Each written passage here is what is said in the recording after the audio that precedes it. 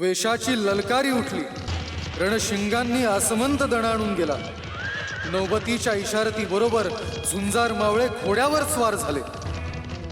सरसेनापती नेताजीराव पालकरांनी आपल्या तलवारीचे टोक विजापूरच्या दिशेने रोखले। महापराक्रमी दोरोजीराव चिपळूण राजापूरच्या दिशेने निघाले। स्वराज्याचा हा भगवा त्रिशूळ गनिमास धडकी भरवण्यासाठी बेभान होऊन निघाला। महाराजांचा उंदा फुरफुरता घोडा चंदन वंदन घेत आदिलशाही मुलूक तापाखाली आणत कोल्हापुरास दाखल झाला। महाराष्ट्राच्या ललाटी शिवतेज प्रकटले होते आणि त्याचा हरिक कोल्हापूरच्या अंबाबाईस झाला होता। उदो उदोच्या जयघोषात आसमंत दुमदुमून गेला होता।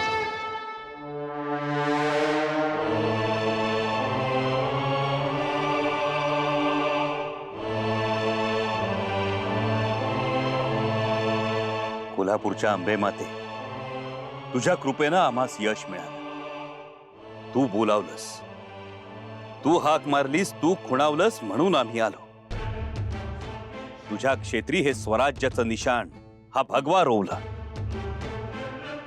आई, आता तुझ्याच कृपेनं तुझ्या कुशीत स्वराज्य फुलू दे। आई अंबेचा देव देव सोडा, अरे सोडा आम्हासनी, सोडा सोडा मला। राज यांनी तलवार खाली टाकली, पण मिजास अजून सोडली नाही आणि सोडणार बी नाही। पंचगंगेच्या पाण्यावरती पोचली आहे। बघा राज, तुम्ही पंचगंगेच्या पाण्यावर वाढलात, पण तुमची मिजास मात्र आदिलशाही खुराकावर पोचली। सोडा त्या गोष्टी आता। तुमच्या लोकांनी आम्हाला मदत केली म्हणून आम्ही इथवर पोचलो।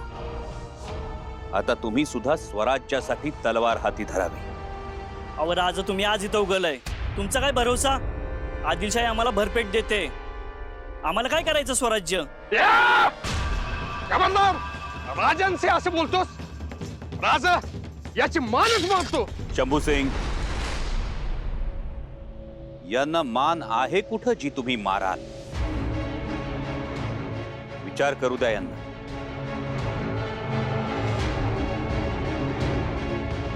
सोडा। अहो राज, शंभू सिंग, आज नाही तर उद्या येतील, पण कोल्हापूरचा जिरेटोप घ्यायचा असेल तर आपल्याला यांची मदत घ्यावीच लागेल। कोल्हापूरचा जिराटोप म्हणजे पन्हाळा। शंभू सिंग, आम्हाला पन्हाळा स्वराज्यात आणायचा आहे। जर पन्हाळा स्वराज्यात आला तर कोकणावर आपलं वर्चस्व प्रस्थापित होईल, वर आदिलशाही मुलखावरही आपला दबदबा निर्माण होईल। 7 दिवसांच्या आत आपल्याला पन्हाळा स्वराज्यात आणायचा आहे। 7 दिवसात? होय, 7 दिवसात। कारण विजापूर आता शांत बसणार नाही, त्यांच्या लष्करी हालचाली सुरूच असणार।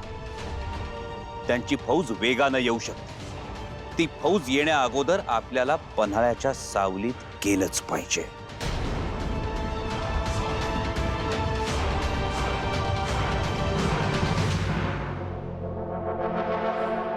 बड़ी साहिबा, बड़ी साहिबा। आओ आओ रुस्तम जमाल, आओ।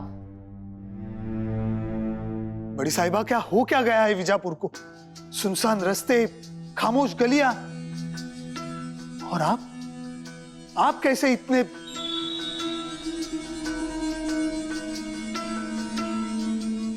मेरा तो खून खौल उठा है। उस दगाबाज काफर सिवा ने खां साहब को मारकर मेरी जागीर मिरज कोल्हापुर कब्जे में कर लिया है। हाँ, हमने खबरें सुनी हैं। खबरें आ रही हैं। ऐसा लगता है कि इसी वक्त जाके उस सिवा का सर काट दूं। आप बस हुक्म दीजिए। हाँ बड़ी साहिबा, मेरे वालिद का कातिल इतने नजदीक आने के बाद भी हम उसे इतने आसानी से जाने देंगे? मैं ये नहीं होने दे सकता। मुझे मेरे अब्बा जान के कातिल से बदला चुकाना है।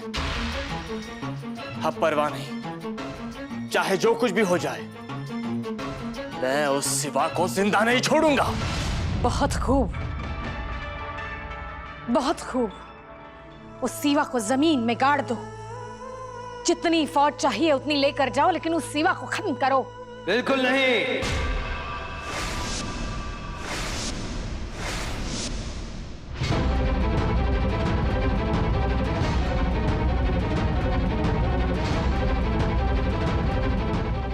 अब जो भी लड़ना है अपने दम पे लड़ो, हम एक हशम भी नहीं देंगे। और आपके वालिद का बदला चुकाना, बस यही एक काम नहीं बचा है आदिल शाही। गुस्ताखी माफ, लेकिन अगर हमने कुछ भी नहीं किया तो सिवा यहां तक पहुंच जाएगा। सिवा यहां तक पहुंच जाएगा?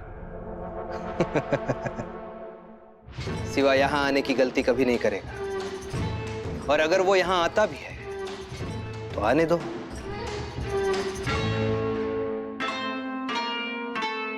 हम यहीं उसका इंतजार करेंगे। इंतजार करेंगे? अली, ये कोई बच्चों का खेल नहीं। सियासत को महफूज रखना है तो दुश्मन को मारने की कोशिशें करती रहनी चाहिए।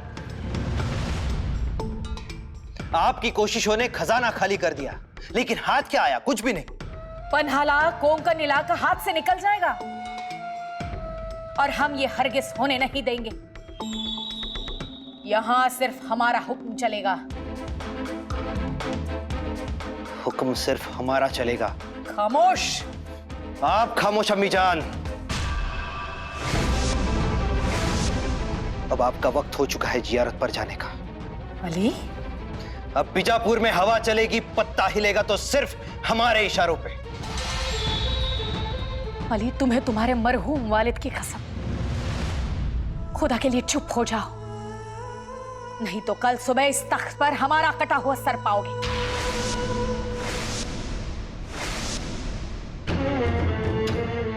रुस्तमे जमा, जाओ और उस सीवा को जमीन में गाड़ दो। हुक्म की तामील होगी। बड़ी बेगम साहिबा, उस सिवा को हम खत्म कर देंगे।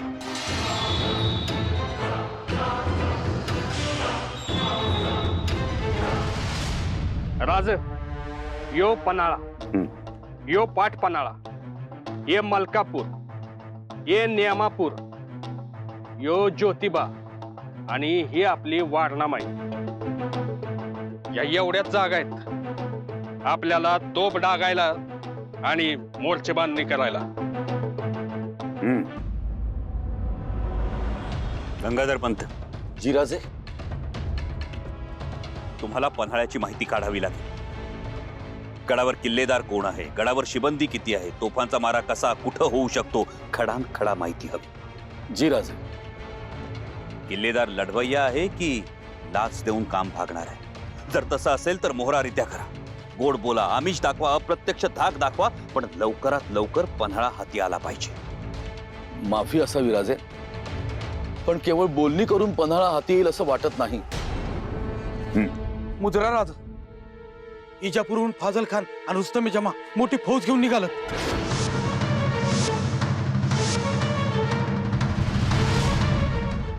म्हणजे आता वेळ जवळपास संपलाच। गंगाधर पंत, जी राजे। दिवस रात्र एक करा, हत्ती सारख्या धडका द्या, रात्रीतून पन्हाळ्याला मोर्चे लावा। पण राज, गडावरून तोफांचा मारा होणार। तोफांचा मारा होणार, तीर कमान चालवणार, पण आपण मागं हटायचं नाही। पन्हाळ्याला जेरीस आणायचाच। राज, आपलं मावळं जीवाचा कोट करतील, पण कडवा प्रतिकार करायचा असेल तर नवीन कुमक लागेल, जी अत्यंत चिवट असेल, न थकता कडवा प्रतिकार करेल, जे निष्ठावंत आहेत आणि जे आपले असतील। आहे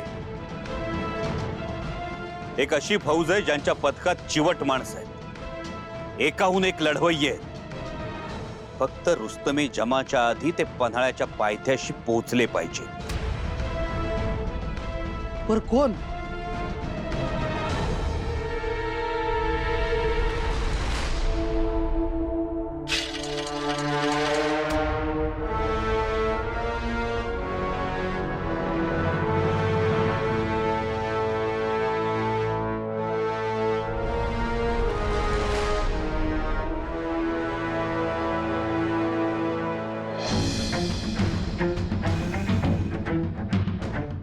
आऊसाहेब, झुंजार पराक्रमी बाजी बांदलांचा संपूर्ण वंश या नव्या मोहिमेसाठी आपल्या चरणावरती निष्ठा ठेवून सज्ज आहे.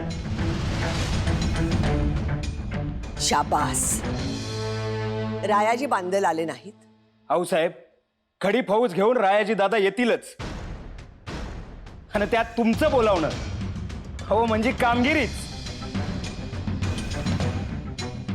आणि आऊसाहेब, तुम्ही सोपवलेली कामगिरी आम्ही कोणत्या बी परिस्थितीत पार पाडूच. आम्हास याची आजच नाही, पूर्वीपासून खात्री आहे.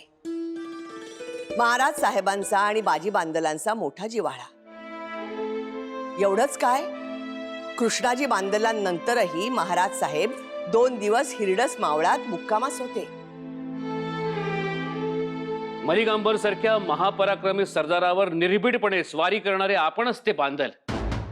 निजामशाही बुडण्यामागे तुमचेही एक कारण.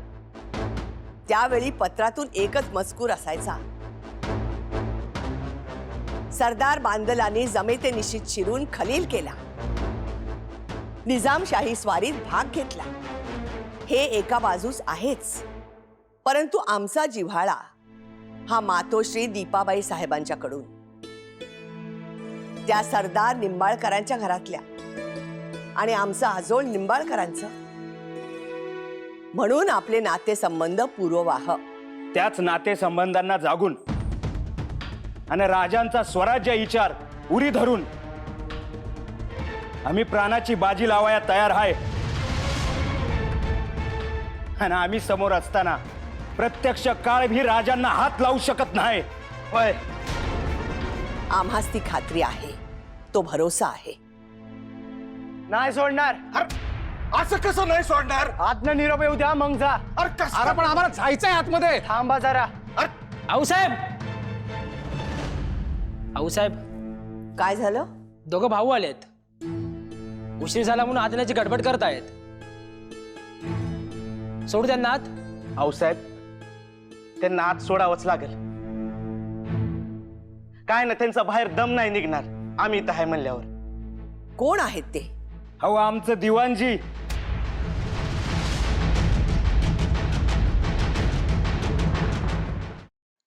अंकुश खान, क्या बढ़िया खबर आई है. क्या हुआ? हार गया सिवा? समझो हार ही गया.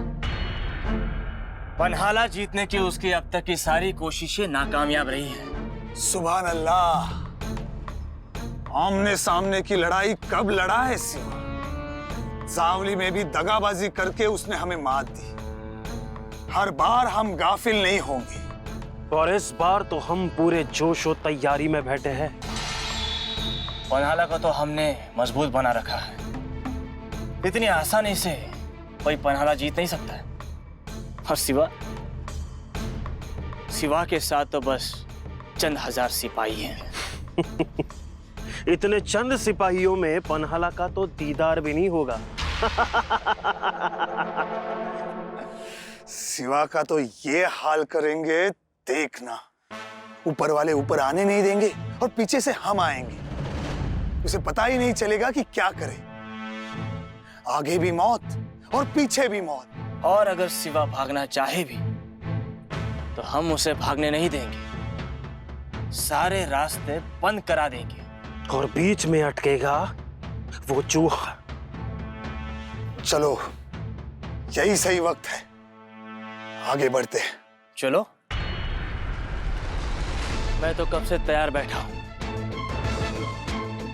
कब सिवा का कत्ल अपने हाथों से करता हूं ऐसा हुआ है मुझे. इन हाथों में गर्म खून दौड़ रहा है मेरे वालिद के कत्ल का पूरा हिसाब चुकाना होगा उस सिवा को.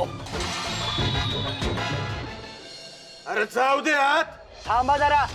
थांबा थांबा म्हणजे? अरे अगोदरच उशीर झालाय, जाऊ द्या. वर्दी आत गेली, निरोप येऊ द्या, मग जा आत.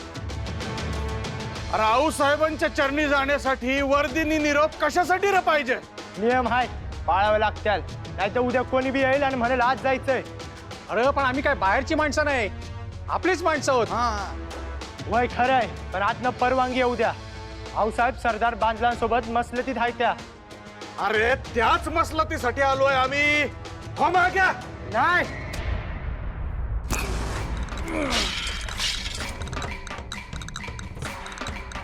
हो माग.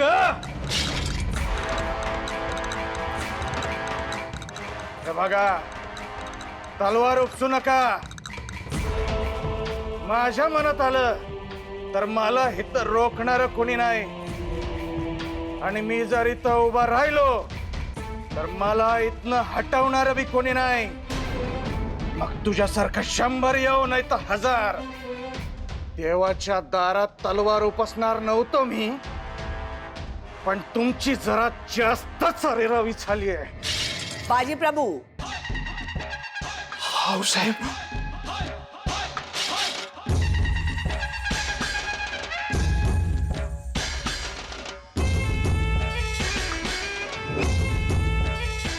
बाजी प्रभू देशपांडे. आऊसाहेब.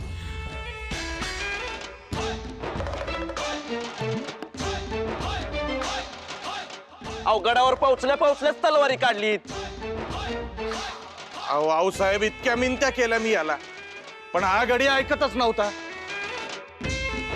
आणि त्यात आऊसाहेब आपल्या दर्शनाची आस. हो ना, कधी एकदा आऊसाहेबांच्या चरणाशी मुजरा करतो असं झालं होतं. तुमची निष्ठा, तुमची माया, स्वराज्य प्रेम हे जाणून आहोत आम्ही. आऊसाहेब, आपली फक्त हाक ऐकली आणि तसा उठून धावत आलोय. फुलाची, पुढे या.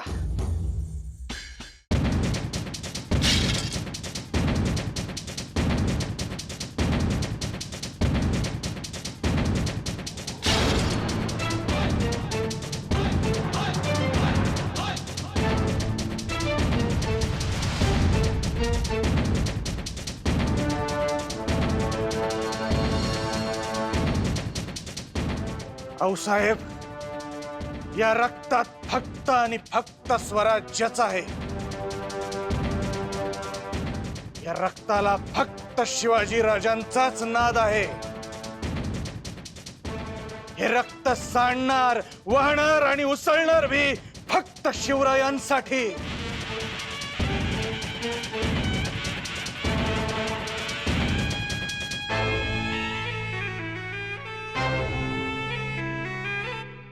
सांगा आऊसाहेब, का बोलवलं होतं? वाऱ्याच्या वेगानं जा. राजेंना तुमच्या बांदलांची गरज आहे. वाऱ्या आधीच पोचतोय. हर हर हर महादेव.